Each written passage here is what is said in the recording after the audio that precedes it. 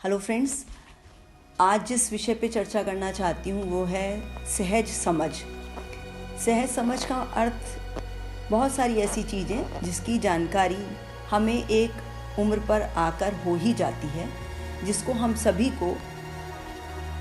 Face करना पड़ता है। मैं एक बात और स्पष्ट करना चाहूँगी कि मेरी चर्चाओं में मैं किसी एक विशेष वर्ग को, विशेष लिंग को टारगेट नहीं करती हूँ। ज़्यादातर अगर ऐसा होता है तो मैं उसके बारे में बात कर सकती हूँ। यहाँ जो समझ है वो दोनों ही जेंडर्स के लिए है, मेल फीमेल दोनों के लिए। तो एक सर्टेन एज में ऐसा होता है कि हमारे अंदर शारीरिक, मानसिक, मनोवैज्ञानिक बदलाव आते हैं और उन बदलावों के चलते हम बहुत सारे अलग अलग तरीके के अपने व्यवहार में, अपनी सोच में, अपने क्रियाकलापों में अंतर पाते हैं। ये बदलाव नैसर्गिक हैं, उनको कोई रोक नहीं सकता। अगर हम सामान्य हैं, सामान्य माने एक नॉर्मल ह्यूमन बीइंग हैं,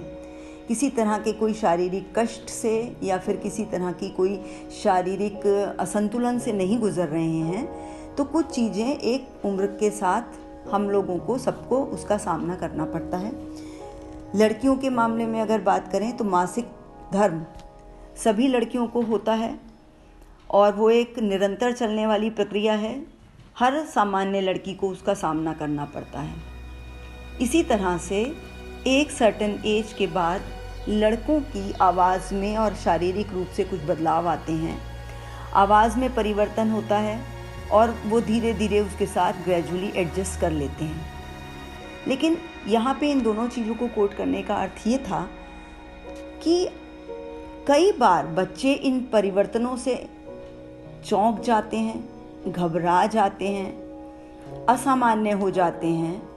और कुछ समय के लिए अपने आप को अलग थलग महसूस करने लगते हैं। अगर हम मासिक चक्र की बात करते हैं तो अगर बच्चियों को हम पहले से ये बारे बताएं कि ऐसा ऐसा एक चक्र है जो आपकी एक एज के साथ आपको होगा, अगर आप सामान्य हो, और वो नॉर्मल होने का निशानी भी है। आपका डाइजेस्टिव सिस्टम जिस तरह से होता है, ऐसे ही आपका पूरा बॉडी सिस्टम सही कार्य कर रहा है, ये उसका भी एक प्रमाण है कि आपको मासिक चक्र है या मासिक धर्म आपको होता है बेटा, और आपको ये बदलाव उसके बाद महसूस होंगे। उससे बच्ची मानसिक रूप से सतर्क और जागरूक रहेगी। जब भी कोई ऐसी परिस्थिति आएगी तो वो घबराएगी नहीं, क्योंकि आजकल के समय में खान पान कहिए, रहन सहन कहिए या सोच कहिए, या लोग जो एक जनरली माना जाता है कि बच्चों का इंट्रैक्शन जो है, या फिर बच्चों को इतना एक्सपोजर मिल रहा है कि उसकी वजह से वो ऐसी चीज़ें देख रहे हैं कि उनके शारीरिक बदलाव हो गए हैं और उन बदलावों के चलते उनको मासिक चक्र जो होता है, मासिक धर्म जो होता है, लड़कियों को बहुत छोटी एज में होने लगता है। लेकिन जिस भी एज में होता है, यदि हमने बच्चे माँ को अंदाज़ा लग जाता है, और कहीं ना कहीं ये कुछ हद तक जीन्स के ऊपर भी होता है कि बच्चियों को ये चक्र अपनी माँ से मिलता है कि उस एज तक उनको भी ऐसा होने लगे जब माँ को हुआ था। तो कुल मिला के इस बारे में डिटेल में बात करने की उतनी ज़रूरत नहीं है जितना कि बच्ची को ये सहज समझ देने की ज़रूरत है कि बेटा ऐसा हो सकता है, ताकि कभी वो कहीं पर अकेले हो, स्कूल में हो, कहीं किसी के घर पे हो, या कहीं अपने ही घर में अकेली हो, कोई उसको बताने वाला ना हो, और ऐसा कोई परिस्थिति उसके साथ हो कि उसके कपड़े गंदे हो जाएं, तो ना तो वो अपने आप से डरे कि मेरे को ये क्या हो गया, ना ही अपने आप को इसके लिए दोषी माने, और ना ही वो ये सोचे कि अब इसका कोई निराकरण नहीं है। ऐसे ही वॉइस चेंज होने पर लड़कों में कई बार आवाज़ में परिवर्तन उतना एक्सेप्टेबल नहीं होता। आवाज़ बदलती है तो कई बार वो हंसी का पात्र बन जाते हैं दोस्त यारों के बीच में, और वो एक ऐसी मानसिक परिस्थिति से गुजरते हैं कि वो किसी को बता नहीं सकते। लेकिन कभी ऐसा नहीं होता कि उनको बैठ के बताया जाए कि बहुत सारे बदलावों में एक बदलाव ये भी है और ये सामान्य है और ये सबके साथ होगा, और इसकी सहज समझ उसको दे दी जाए, ताकि वो अपने दोस्तों के बीच में, यदि आवाज़ कई बार पतली हो जाती है और लोग उसको नोटिस करने लगते हैं, तो वो उसको लेके कहीं भी पैनिक क्रिएट ना करे या अपने आप में सहम ना जाए। अगर बात उसकी है कि हम बच्चों को ये सब पढ़ाते ही हैं और इसके बारे में बैठा के कोई स्पेशल जानकारी देने की ऐसी कोई ज़रूरत नहीं है, तो जहाँ तक मेरा अनुभव है, मैंने देखा रिप्रोडक्शन या प्रजनन एक ऐसा साइंस का चैप्टर है जो इंग्लिश और हिंदी दोनों मीडियम्स में पढ़ाया जाता है। निर्धारित समय पर पाठ्यक्रम के अनुसार से उसको बच्चों को बताया जाता है। लेकिन जो मैंने देखा, यदि कोई पुरुष इस पाठ को पढ़ा रहा है और वो कोई एजुकेशन में है, तो या तो वो उस पाठ को जल्दी जल्दी पढ़ाने की कोशिश करते हैं, बताया और निकल लिए मीन्स कि बात थोड़ा सा बाईपास कर दिया उन्होंने, उसको पूरा एक्सप्लेनेशन देने में उन्हें थोड़ी सी झिझक होती है, या फिर लड़कियां थोड़ी असहज महसूस करने लगती हैं, या फिर कई बार उसको इतना रसास्वादन के साथ पढ़ाया जाता है कि बच्चियां वैसे ही असहज हो जाती हैं क्लास में। ऐसे ही अगर कोई महिला शिक्षक उसको पढ़ाती है तो कई बार बॉयज़ के फेशियल एक्सप्रेशंस ऐसे होते हैं, उनके क्वेश्चन इतने अटपटे हो जाते हैं कि महिला शिक्षक भी असहज हो जाती हैं। लेकिन देखा जाए तो ये इतना ज़रूरी पाठ होता है कि जिसके लिए टीचर को शायद प्रीवियस प्लानिंग करने की ज़रूरत होती है और अपने आप को से ही कई क्वेश्चन पूछने की ज़रूरत होती है और अपने आप को मेंटली प्रिपेयर करने की ज़रूरत होती है कि ये परिस्थिति में ये क्वेश्चन आने पर बच्चे को किस तरह से मोल्ड करके जानकारी देते हुए उसको अभद्र होने से या ऊटपटांग बोलने से बचाना है। और इसी तरह रिप्रोडक्शन चैप्टर को किस तरह से बच्चे के दिमाग में बड़ी सहजता से डाल देना है कि उसकी समझ इस बारे में डेवलप हो जाए, लेकिन सोच गलत ना हो। यही है सहज समझ। अभी फ़िलहाल मैंने एक वीडियो और एक चर्चा डाली है गुड टच और बैड टच पर, जिसके संबंध में हमेशा की तरह एक युवती हैं, उन्होंने मुझे फ़ोन करके कहा कि उन्हें वो ऑडियो अच्छा लगा, उन्होंने उसको सुना और फिर उन्होंने मुझसे कहा कि मुझे इस टॉपिक पे बात करनी चाहिए, और इसका श्रेय उन्हीं को जाता है कि उन्होंने मुझसे इस बारे में बात करने को कहा। और बात को आगे बढ़ाने से पहले मैं फिर से एक बार उन सभी लोगों को जो मुझ पर इस बात का भरोसा करते हैं कि मैं किसी विषय के बारे में उनके बिहाफ पर मैं किसी बारे में चर्चा करूं, शायद इस अंदाज से कि मैं मेरी बात लोग सुन लेंगे या मैं किसी चीज़ का कोई निष्कर्ष दे पाऊँ या हम किसी समस्या के समाधान तक पहुँच पाएँ या किसी व्यक्ति विशेष की कोई परेशानियों का कोई हल निकल पाए। तो जो आप लोग मुझ पर भरोसा करते हैं और मुझे ये विषय दे देते हैं कि मैं इस पे बोलूँ, उसके लिए मैं आप लोगों की हृदय तल से आभारी हूँ। और साथ ही साथ इसको मैं एक सम्मान रूप में लेती हूँ कि मुझे इतना सम्मान मिला कि आपने मुझे चुना इस विषय पर बात करने के लिए। तो वो युवती जिनकी मैं बात कर रही हूँ, उन्होंने बताया कि ये सब चीज़ें जिनके बारे में बात की जानी चाहिए वो तो बहुत दूर की सोच है, लेकिन उससे भी पहले कुछ विद्यालय ऐसे हैं, हो सकता है जो उन्होंने नाम लिया, मैं यहाँ पे नाम लेकर किसी विद्यालय को डिफेम नहीं करना चाहूँगी, लेकिन हाँ ये कहूँगी वो प्रैक्टिस एक विद्यालय की ऐसा नहीं हो सकता, बहुत सारी जगह ऐसी ही सोच चल रही हो और ये एक कहते हैं वो चेन बन जाती है कि शिक्षक जिस घर से आया है वहाँ पे जिस तरह से उसको रख रखाव मिला है, रहन सहन पालन पोषण हुआ है, वो उसकी पर्सनालिटी की व्यक्तित्व की नींव है और वो जो नींव है उसी पे आधारित है उसकी पूरी बिल्डिंग या इमारत संरचना, और उस संरचना के अंदर जो सोच समझ है वो उसके घर से मिले संस्कारों और सीखों से है, जिसकी वजह से पढ़ लिख कर वो शिक्षक बना, लेकिन उसकी सोच जो है कई बार उतनी परिष्कृत नहीं हो पाती या उतने नए चीज़ों को एक्सेप्ट नहीं कर पाती। वो विषय का माहिर हो सकता है, लेकिन कई बार वो जीवन से संबंधित बहुत सी चीज़ों में उतना कुशल नहीं होता। और इसके चलते उस युवती ने मुझे बताया कि उनके विद्यालय में, बहुत पुराना बात नहीं है, 6-7 साल पुरानी बात है, जब उन्होंने अपना विद्यालय छोड़ा तो उस विद्यालय की परंपराओं के हिसाब से एक ही विद्यालय में लड़के और लड़कियों को पढ़ाया जाता था, but they were not in the को एजुकेशन। वो को एजुकेशन में नहीं पढ़ते थे, बिल्डिंग यूज़ होती थी और उस बिल्डिंग में को फ्लोर वाइज डिवाइड किया हुआ था कि इस फ्लोर पे लड़के, इस पे लड़कियां, और साथ ही साथ चैनल गेट्स लगा लगा के उसको बिल्डिंग को डिवाइड किया हुआ था कि उन लड़कों और लड़कियों का आपस में इंटरेक्शन ना हो। और पूरी इस बात की को तकसीद किया जाता था कि कहीं ऐसा ना हो कि वो आपस में किसी भी पॉइंट पर मिल पाएँ। गेम्स पीरियड भी अलग हो तो ऐसा रिसेस टाइम हो कि उनका आमना सामना ना हो। और यदि कहीं पर जैसे पुस्तकालय या लाइब्रेरी एक ही थी और सभी बच्चों के लिए थी, और एक लड़के के बैठे होने पर कोई लड़की वहाँ पहुँच जाए तो लड़की को पकड़ के ऑफिस में बुला के प्राचार्य द्वारा झापड़ मारे जाते थे। मतलब ये बड़ी आश्चर्य की बात है कि लड़की को, किसी भी उम्र की, किसी भी क्लास की लड़की को बुला के पहले झापड़ रसीद किए जाते थे, फिर इस बात के लिए अपमानित किया जाता था कि क्या सोच के उस लड़के के चलते वहाँ गई थी, या फिर कुछ अपशब्द भी बोले जाते थे। ऐसा उस युवती ने, जो उस विद्यालय की छात्रा रह चुकी हैं, उन्होंने बताया। और इसी तरह से गेम्स पीरियड में भी अगर टी शर्ट लोअर में खेल रहे हैं और लड़के वहाँ से गुजर गए और कहीं आई टू आई कांटेक्ट हो गया और कहीं ऐसा लगा कि लड़के देख रहे थे, तो लड़कियों को ये कहा जाता था कि आप लोग शरीर दिखाना चाहती हैं, ये करना चाहती हैं, कुछ भी ऐसा। तो मतलब कुल मिला के मैं ये मानती हूँ कि यहाँ पे टीचर अपने आप को असमर्थ पाते थे, इसलिए उन लोगों के बीच में एक दूरी बना के रखना, उन लोगों को आपस में बात ना करने देना, और इस बात का सहज ज्ञान न देना या इस बात की सहज समझ ना देना। अब मैं अपने टॉपिक को लिंक करूंगी। मैंने जैसे कहा कि मासिक धर्म होता है, आवाज़ में परिवर्तन होते हैं, शारीरिक, मानसिक, मनोवैज्ञानिक बदलाव आते हैं जो एक सर्टेन एज में सभी को होते ही हैं। आप अपने घर में, अपने आसपास देख सकते हैं कि आज के समय में 6th-7th में आने वाला बच्चा धीरे धीरे अपना समय शीशे के आगे थोड़ा ज़्यादा व्यतीत करने लगता है। वो अपने हेयर स्टाइल को लेकर, अपनी ड्रेसिंग को लेकर ज़्यादा कॉन्शियस होने लगता है, क्योंकि उसके अंदर अपने प्रति प्रेम बढ़ने लगता है। छोटे बच्चे को आप थोड़ी जिद करके या ज़बरदस्ती उसके अपने हिसाब से तैयार कर सकते हैं, कपड़े पहना सकते हैं। देखा जाए तो आजकल छोटे बच्चे भी आसानी से किसी की पसंद की चीज़ों को एक्सेप्ट नहीं करते हैं, बट फिर भी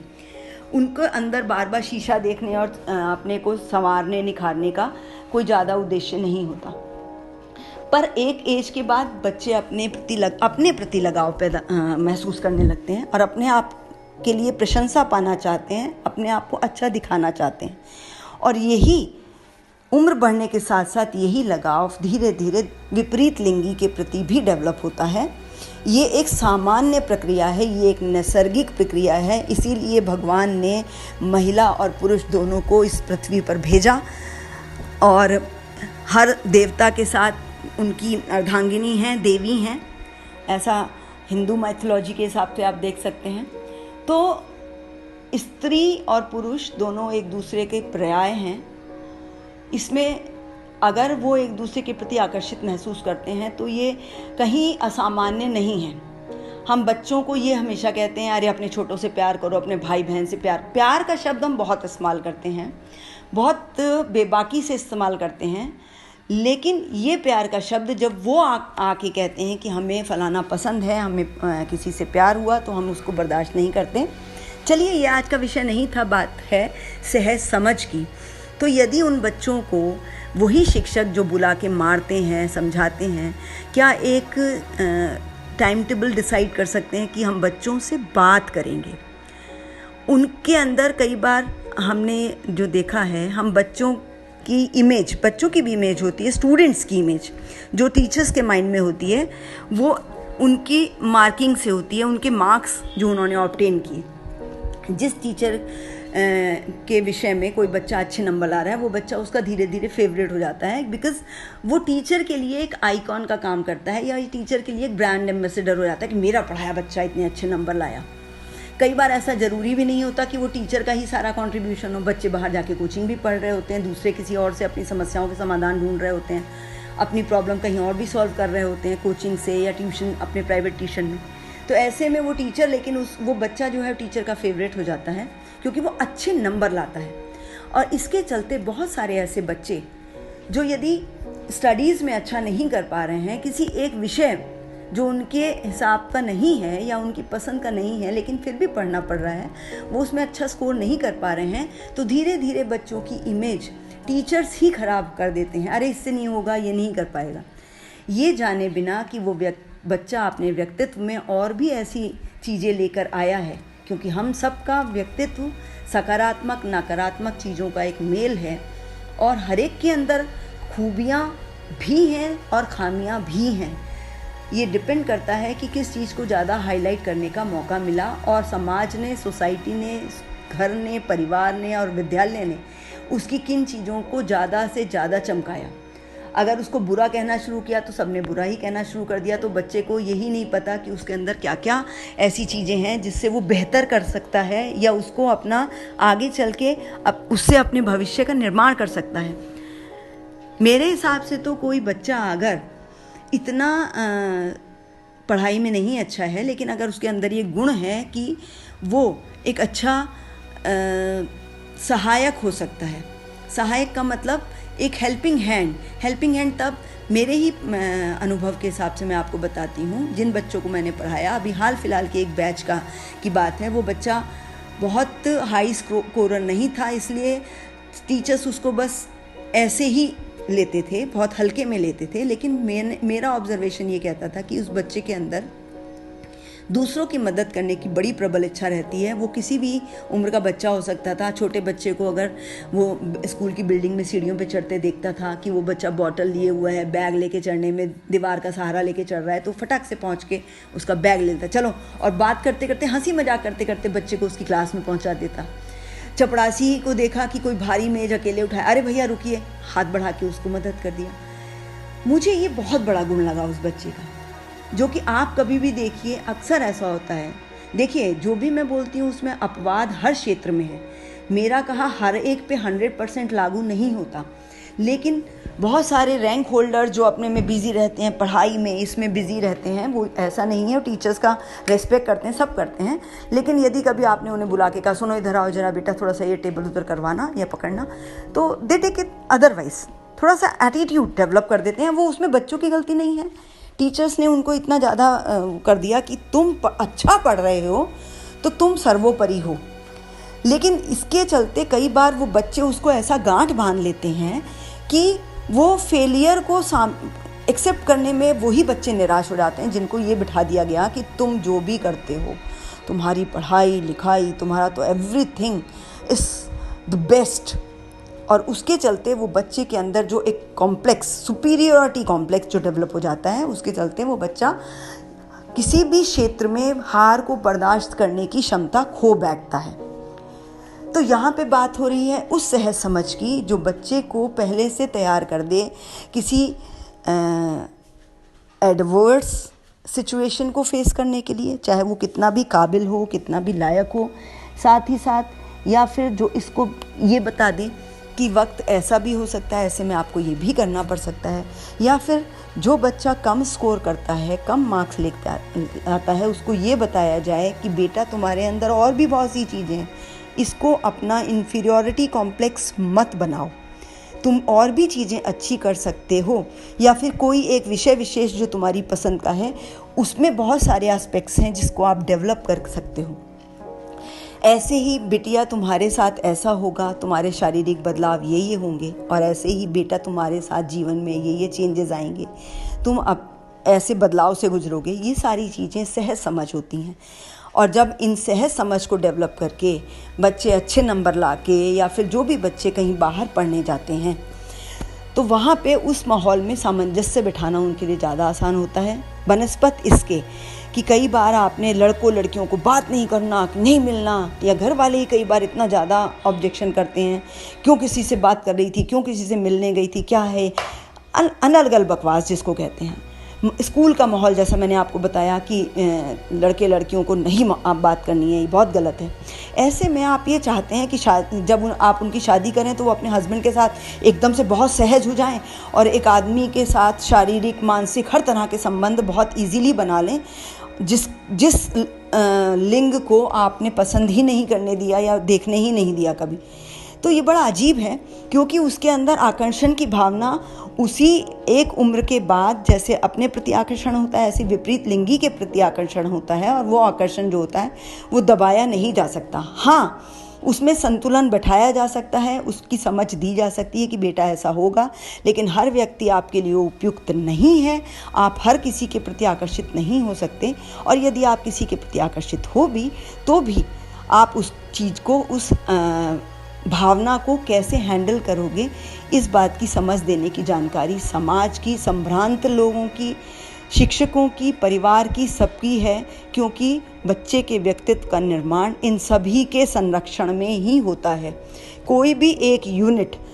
पूरी तरह से उसकी जवाबदारी नहीं ले सकता। ये एक मिला जुला प्रयास है। और यदि हमने बच्चों को इस तरह से पाला है कि उनको एक दूसरे से बात नहीं करने दी, या एक दूसरे से मिलने नहीं दिया, या इसको बहुत गलत ठहराया कि आपने किसी से बात क्यों किया, तो अंत में यही होता है कि जब बच्चे यूनिवर्सिटीज़ में पढ़ने जाते हैं, माँ बाप की छत्रछाया से दूर होते हैं, टीचर्स, स्कूल वाले टीचर्स जो उनको कुछ भी बोल देते थे, और कॉलेज में वैसा माहौल नहीं होता, तब वो बच्चे को समय लग जाता है, या कई बार वाकई में वो गलत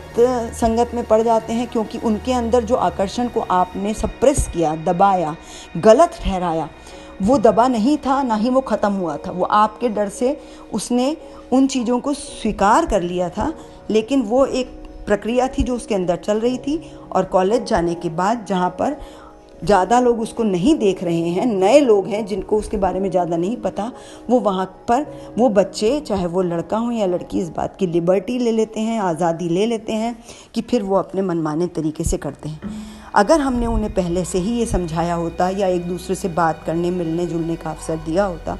तो उन्हें भी गलत सही की समझ धीरे धीरे डेवलप हो जाती। लेकिन ऐसा नहीं हुआ। हमने उनको उस परिस्थिति के लिए तैयार नहीं किया, चाहे वो पढ़ाई से रिलेटेड हो, चाहे जीवन में आने वाले किसी तरह के नेगेटिविटी से रिलेटेड हो,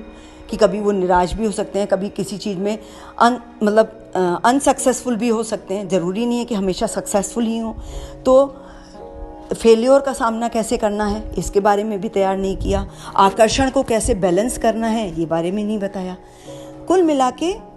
हम इस जवाबदारी से पीछे नहीं हट सकते कि व्यक्तित्व के निर्माण के लिए सभी को आगे आना चाहिए, अपना अपना कंट्रीब्यूशन अपने अपने लेवल पे सबको देना चाहिए। लड़कों को, लड़कियों को, सबको बराबर इस बात की ज़रूरत है कि कोई उन्हें मॉनिटर करे, और कोई हो जो उनके साथ खड़ा हो उनकी जिज्ञासाओं को शांत करने के लिए।